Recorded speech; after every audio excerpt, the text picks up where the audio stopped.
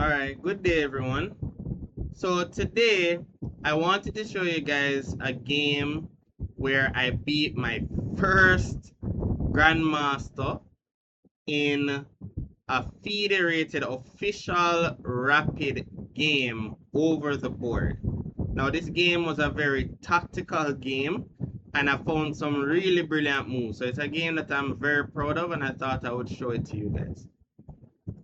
Alright, so let's get into the game. So the game starts e4, c5, knight f3, knight c6, and bishop b5, entering into the Rosso Lima, one of my favorite lines against the Sicilian.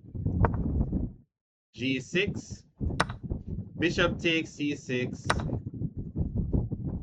and d takes c6. Notice that I gave away the bishop pair, but in return, I ruined his pawn structure. Pawn to d3, all normal stuff. c7, h3 to stop bishop g4, so he still has to deal with that bishop. Pawn to e5, castle, knight f6, pawn to a3 with ideas of b4, pawn to a5, stopping b4, pawn to a4 to stop his pawn from advancing further, and also making space for my knight to develop to a3 to c4. Bishop g7, knight a3, castles, knight c4. Now I'm attacking this pawn twice. Knight to d7, bishop e3, simple development. Also keeping an eye on the c5 pawn. Pawn to f5. Now here is where the excitement starts. Now when your opponent plays a move like pawn to f5, you look at the weaknesses that the move leaves behind, right? So here it left behind the weakness of the e6 square. So I immediately went for it with knight to g5. Threatening now knight e6, forking the queen and the rook. So he played rook e8,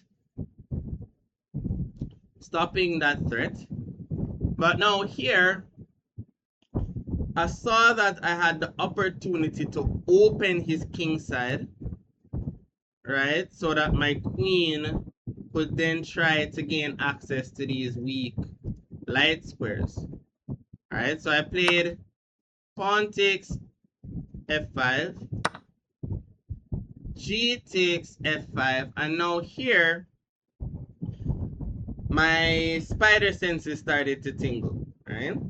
So I saw that his king is exposed. I saw that I have a piece over here already, which is menacing.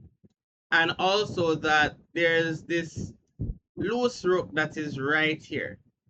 Alright, I'm gonna stop right here and see if you guys can solve the tactic that I saw here.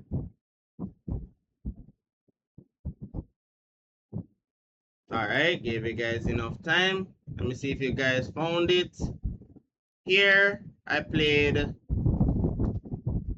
knight takes h7. Now the idea of this tactic is that if king takes h7, I now have queen h5 check, double attack the king and the loose rook that I hinted at on e8. King back to g8, and then I would take the rook here. So of course the Grandmaster, seeing this, did not play knight takes h7, but played pawn to f4 attacking my bishop. So instead of seeing that attack, so now two of my pieces are in danger. So now instead of going into defense mode, I pushed forward to try to create more threats. So I introduced another piece into the game with queen to h5, introducing my queen into the attack now while also attacking the loose rook on e8. Rook to e6, guarding, well, getting the rook out of danger. But now I keep the pressure going with knight to g5, attacking the rook while also eyeing h7 and f7. Here he plays knight to f6. So now it looks like I'm in a bit of trouble now, right? Because now my queen is in danger and also my bishop is in danger from the pawn. So two of my pieces are in danger here. But here I played a brilliant move, which was queen to g6.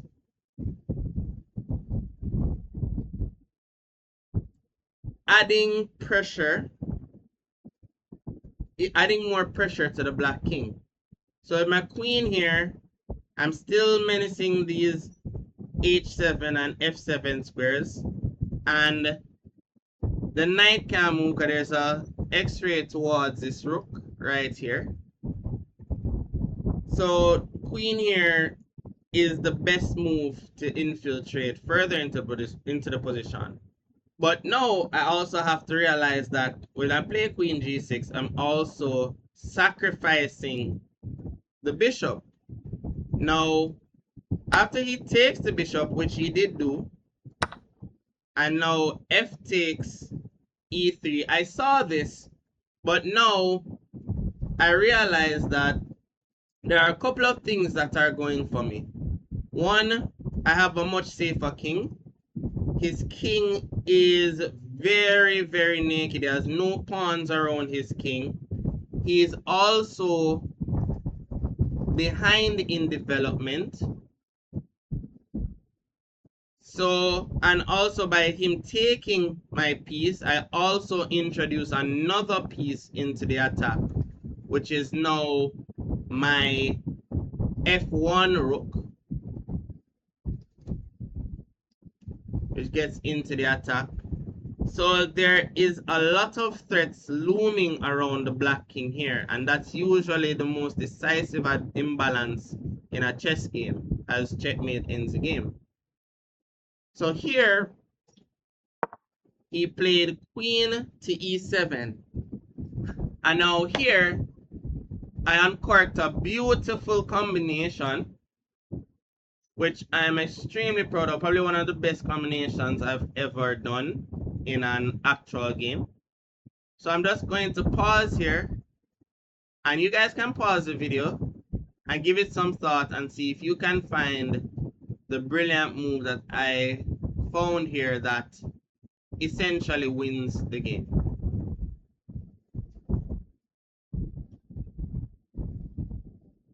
Alright, so here I found a brilliant move which I'm sure came as a great surprise to the Mexican GM, which was knight to b6. Now it's very, very it's a very, very good move because you don't expect, you see all of this action going on on the king side, so you don't expect a move to be played on the other side of the board. But the thing with this move is when the knight lands on b6, it attacks the rook, that's for one, that is hanging on a8, but it also attacks a very key piece in Black's defending his position, which is the bishop on c8. So after rook b8, I found another very, very good move here, which is queen to f5. So I'm doing a piece, and I'm continuously not taking the exchange. So the idea here with queen f5 is that I'm adding one more attacker to this piece on e6. And also the rook cannot move from the danger because there is also the queen x-raying the bishop on c8. So just to give an example, if the rook goes to d6 here, then I would just play knight takes e6 and fork here with the queen and the rook, and then I would just be winning with my material gain.